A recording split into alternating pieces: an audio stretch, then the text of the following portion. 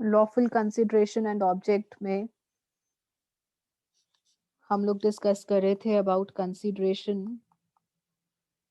की कंसिडरेशन क्या है and exceptions to the rule.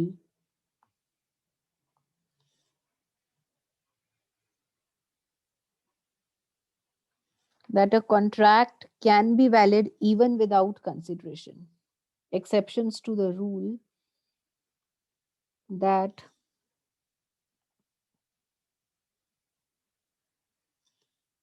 a contract is void without consideration.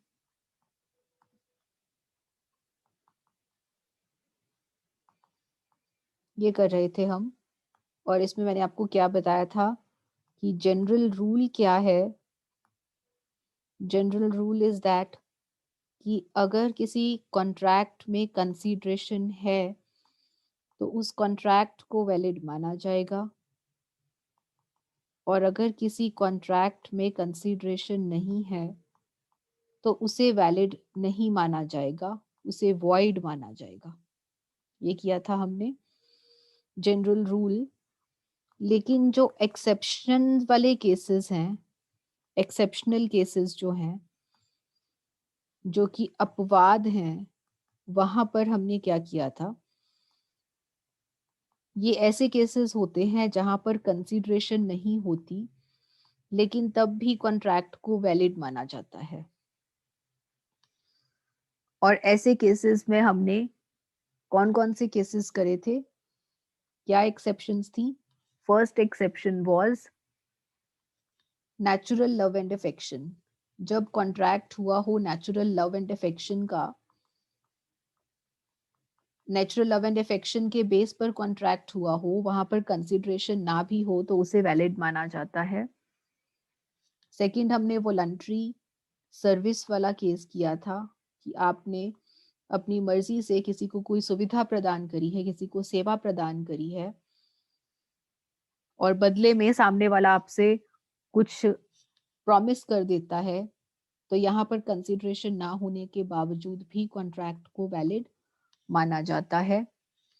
Third, हमने case किया था टाइम बार्ड डेट वाला. टाइम बार्ड डेट, ऐसा कर्ज जो कुछ टाइम के बाद अनएनफोर्सेबल हो जाता है. अगर आप टाइम बार्ड डेट की पेमेंट के लिए किसी के पास जाते हैं तो वो कॉन्ट्रैक्ट वैलिड होता है without consideration. Contract of agency, principal agent के रिलेशनशिप में विदाउट कंसिडरेशन भी कॉन्ट्रैक्ट वैलिड माना जाएगा. और फिफ्थ केस हम कर रहे थे ग्रेचुटस बेलमेंट वाला. ग्रेचुटस बेलमेंट, ग्रेचुटस बेलमेंट, जिसमें मैंने सबसे पहले आपको बेलमेंट का कंसेप्ट समझाया था कि बेलमेंट क्या होता है. What is bailment? जब आप अपना सामान किसी को देते हैं, किसी दूसरे पर्सन को देते हैं, कि जो सामने वाला पर्सन है उसके ऊपर कुछ कार्य करके वो चीज आपको वापस कर देगा, उसे आप बेलमेंट कहते हैं. फॉर एग्जाम्पल, आपने अपना अनस्टिच्ड सूट टेलर को दिया, बी को, और जो बी है वो आपके अनस्टिच्ड सूट को स्टिच करके आपको वापस कर देगा. तो यहाँ पर आप हैं बेलर, आप अपना अनस्टिच्ड सूट किसी मकसद से बी को दे रहे हैं, और ये है बेली, ये आपसे आपका अनस्टिच्ड सूट ले रहा है क्योंकि ये इसके ऊपर अपना कार्य करके ये चीज आपको वापस कर देगा. इसे आप कहते हैं बेलमेंट, कॉन्ट्रैक्ट ऑफ बेलमेंट. अब बेलमेंट का मतलब समझने के बाद अब ग्रेचुटस बेलमेंट क्या है. ग्रेचुटस मतलब अपनी इच्छा से. ग्रेचुटस, अपनी इच्छा से. फॉर एग्जाम्पल, ए ने बी को अपना फर्नीचर लेंड किया, अपना फर्नीचर उधार पे दे दिया. कि चल तू ले जा, क्योंकि बी की डॉटर की शादी है, डॉटर्स मैरिज, बी की डॉटर की शादी है। ए ने बी को ये फर्नीचर इस्तेमाल करने के लिए दे दिया। क्या ए ने बी को फर्नीचर सेल कर दिया? क्या बी फर्नीचर का मालिक हो गया? नहीं जी, बी फर्नीचर का मालिक नहीं हुआ। बी को सिर्फ ए ने अपनी मर्जी से फर्नीचर यूज करने के लिए दिया है। यहाँ पर ए है बेलर, क्योंकि उन्होंने अपना सामान किसी दूसरे पर्सन को इस्तेमाल के लिए दिया है, और बी है बेली। लेकिन यहाँ पर ए बी से बदले में कुछ भी नहीं ले रहे। यहाँ पर देयर इज नो कंसिडरेशन, लेकिन अपनी स्वेच्छा से उन्होंने अपना फर्नीचर इस्तेमाल करने के लिए बी को दे दिया है। क्योंकि यहाँ पर कंसिडरेशन नहीं है, उसके बावजूद भी इस कॉन्ट्रैक्ट को वैलिड माना जाएगा।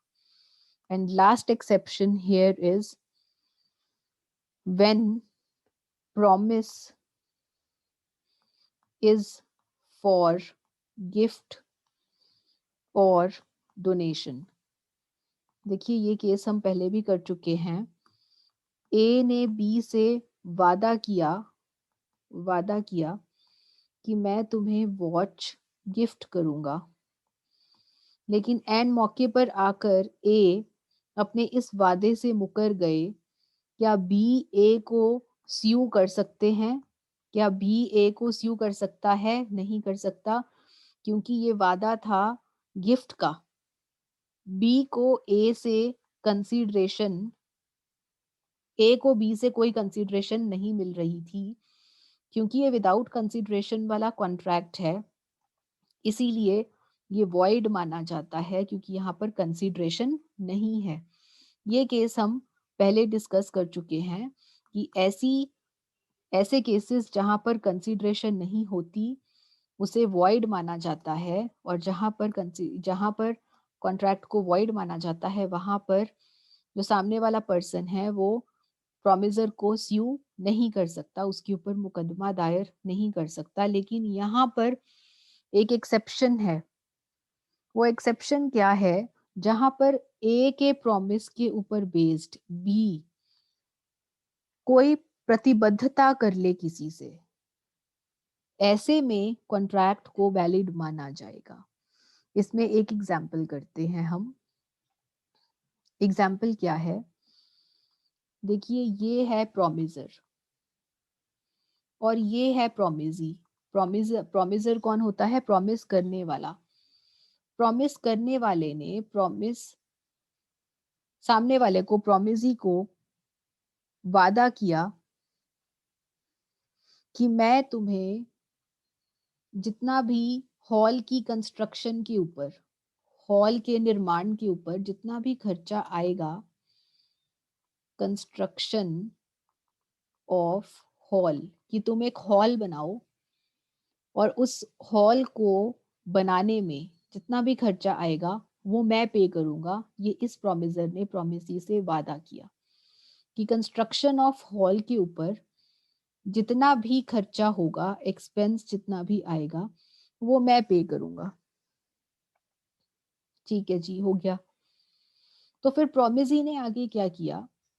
प्रॉमिसी ने ये जॉब आगे कॉन्ट्रैक्टर को दे दी। Gave this job to contractor. Promisor के वादे के दम पर प्रॉमिसी ने जो ये काम है हॉल की कंस्ट्रक्शन का, ये एक कॉन्ट्रैक्टर को दे दिया और कॉन्ट्रैक्टर ने काम शुरू कर दिया। लेकिन बाद में प्रॉमिसर जो है वो मुकर जाता है, कहता है कि मैं पेमेंट नहीं कर सकता। अब यहाँ पर भी तो एक तरह से ये गिफ्ट ही है, क्योंकि प्रॉमिसी से क्या प्रॉमिसर के पास कोई कंसीडरेशन आ रही है? क्या यहाँ पर कोई कंसीडरेशन आ रही है? नहीं। एक तरह से जो प्रॉमिसर है वो प्रॉमिसी को डोनेशन दे रहा है, डोनेशन का वादा किया है।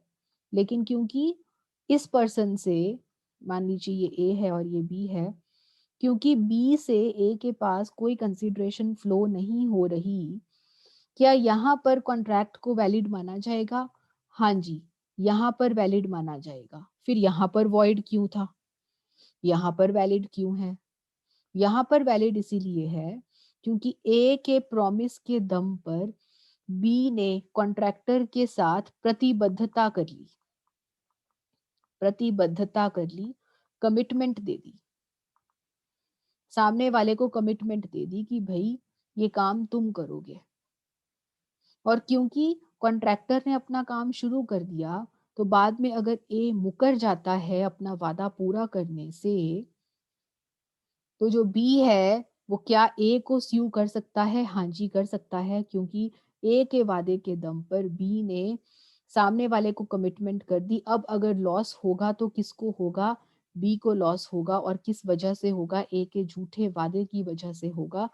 इसलिए यहाँ पर एग्रीमेंट को वैलिड माना जाएगा, बी ए को स्यू कर सकता है। सो जनरल केसेस में ये होता है कि अगर आप किसी को गिफ्ट या डोनेशन देने का वादा करें और बाद में मुकर जाएं, तो ऐसे कॉन्ट्रैक्ट को वॉइड माना जाता है, ऐसा कॉन्ट्रैक्ट माननीय नहीं होता। लेकिन जहां पर आपने किसी को गिफ्ट या डोनेशन देने का वादा किया हो और सामने वाले ने आपके वादे के दम पर आगे किसी और से प्रतिबद्धता कर ली हो, वहां पर एग्रीमेंट को वैलिड माना जाता है।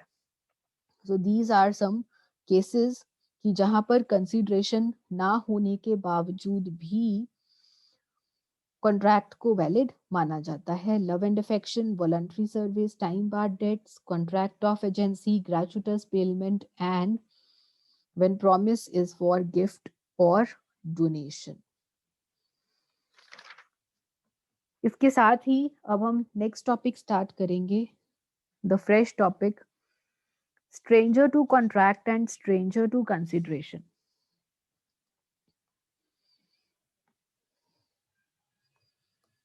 इंपॉर्टेंट टॉपिक है ये इस चैप्टर का, इसमें से क्वेश्चन आ जाता है।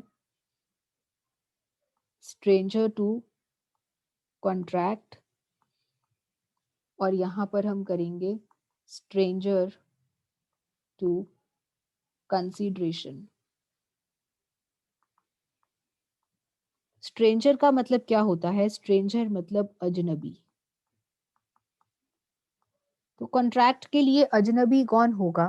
ये चीज हम पहले भी कर चुके हैं। जो व्यक्ति कॉन्ट्रैक्ट की पार्टी नहीं है, a person who is not a party to the contract. Excuse मी।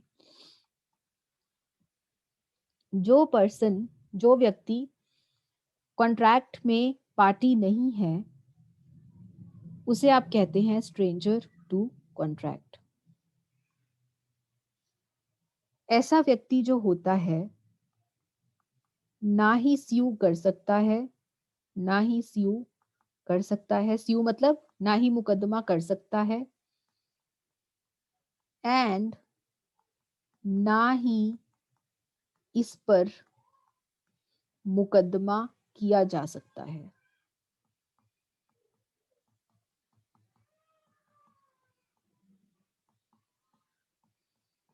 ना ही इसको आप स्यू कर सकते हैं और ना ही ये स्यू हो सकता है।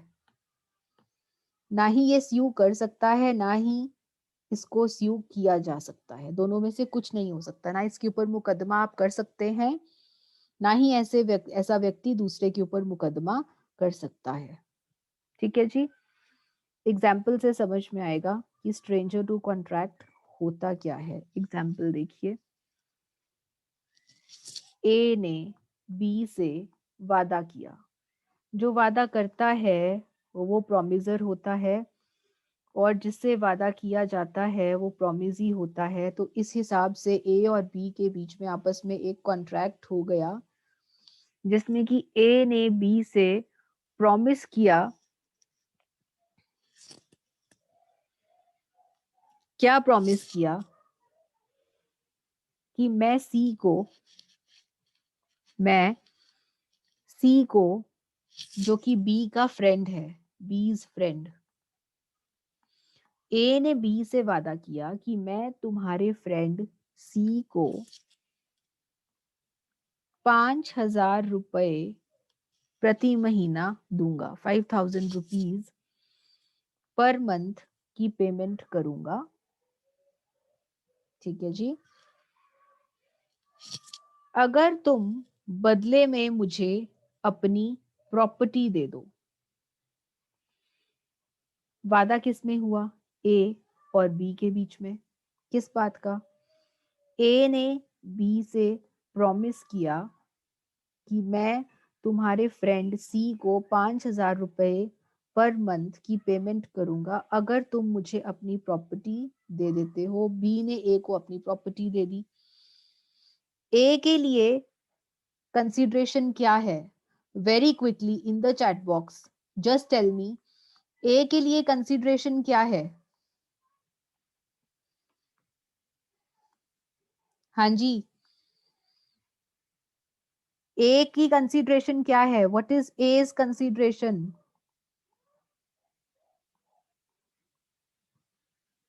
Property. Very good, A's consideration is property. Neha, Simran, Shubham, Rukhsar, Anju, great. Payal. और बी की कंसिडरेशन क्या है? What is the consideration for B? B को क्या मिल रहा है बदले में? बी को बदले में क्या मिल रहा है? बी को बदले में मिल रहा है वादा। क्या वादा मिल रहा है? Very good Manpreet, Anju, promise. Promise मिल रहा है बी को कि बी के फ्रेंड सी को 5,000 पर मंथ दिया जाएगा। सो यहां पर कंसिडरेशन है, कॉन्ट्रैक्ट है वैलिड। दोनों साइड से कंसिडरेशन है तो कॉन्ट्रैक्ट हुआ वैलिड। ए बी को स्यू कर सकता है, बी ए को स्यू कर सकता है। अगर कल को ए सी को पैसे देने से इनकार कर दे, क्या सी ए को स्यू कर सकता है? जल्दी से बताइए। Can C sue A? क्या सी ए को स्यू कर सकता है? Everyone is saying no. Simran, Khushi, Shubham, Simranjeet, all of them are saying no. Why? What is the reason? Reason बताइए क्यों? जो सी है वो स्यू क्यों नहीं कर सकता ए को? Simran says stranger. Very good, C because C is stranger to contract. Shubham says अनजान। Anju says because contract A और बी में हुआ है। खुशी says because he's a stranger. Very good. Great response from all of you. Because C is stranger to contract. क्योंकि जो contract हुआ है वो ए और बी में हुआ है। सी कॉन्ट्रैक्ट की पार्टी नहीं है। C is a stranger to contract. और जो स्ट्रेंजर टू कॉन्ट्रैक्ट होता है वो स्यू नहीं कर सकता। ठीक है जी, जो स्ट्रेंजर टू कॉन्ट्रैक्ट होता है वो स्यू नहीं कर सकता। This is the concept of stranger to contract. आइए अब बढ़ते हैं स्ट्रेंजर टू कंसिडरेशन की तरफ। और स्ट्रेंजर टू कंसिडरेशन क्या होता है ये मैं आपको पहले भी डिस्कस कर चुकी हूं एक बार, कि जो कंसिडरेशन है वो जरूरी नहीं है कि दोनों पार्टीज में आपस में ही हो, कोई तीसरी पार्टी की तरफ से भी कंसिडरेशन फ्लो हो सकती है ना जी? कोई थर्ड पार्टी भी आपके बिहाफ पर कंसिडरेशन दे सकती है। आइए देखते हैं, एग्जाम्पल लेते हैं इसमें। Stranger to consideration example.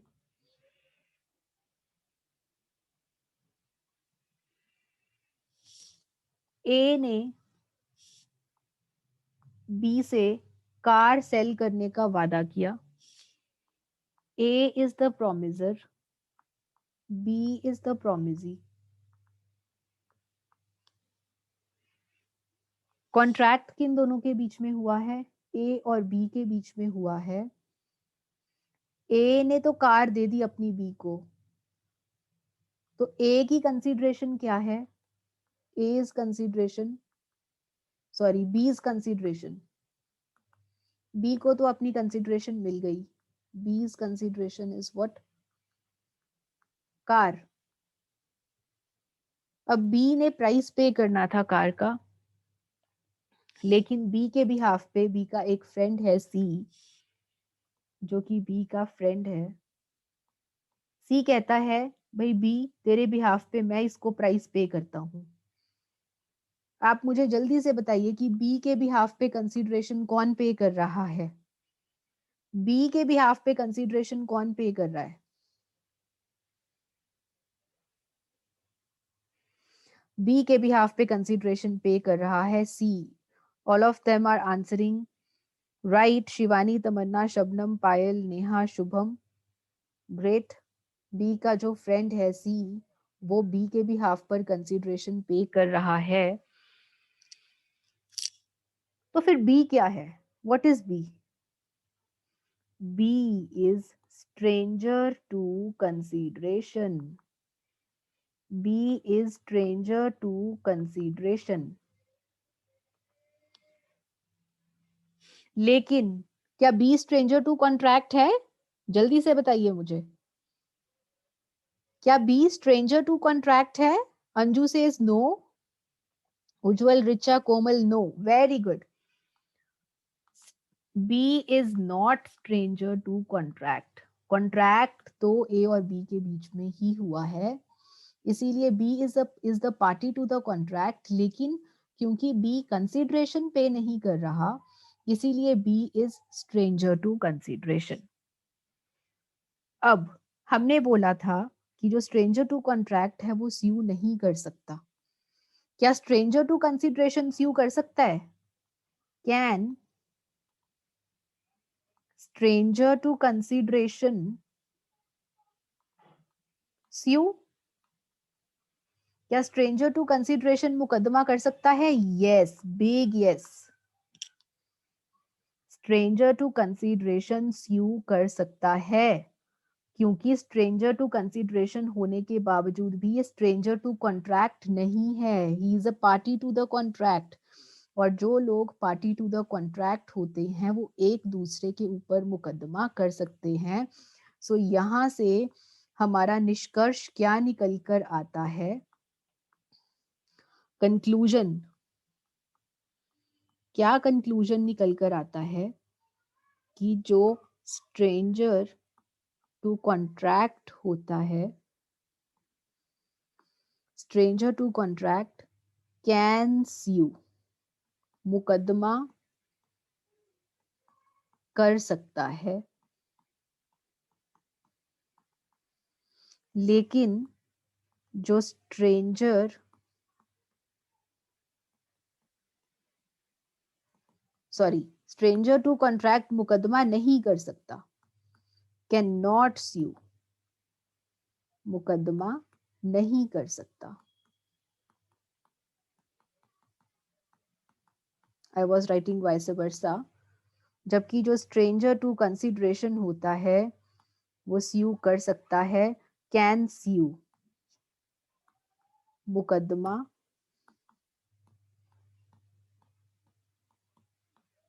कर सकता है। लेकिन तभी कर सकता है जब, यदि वो पार्टी टू कॉन्ट्रैक्ट है।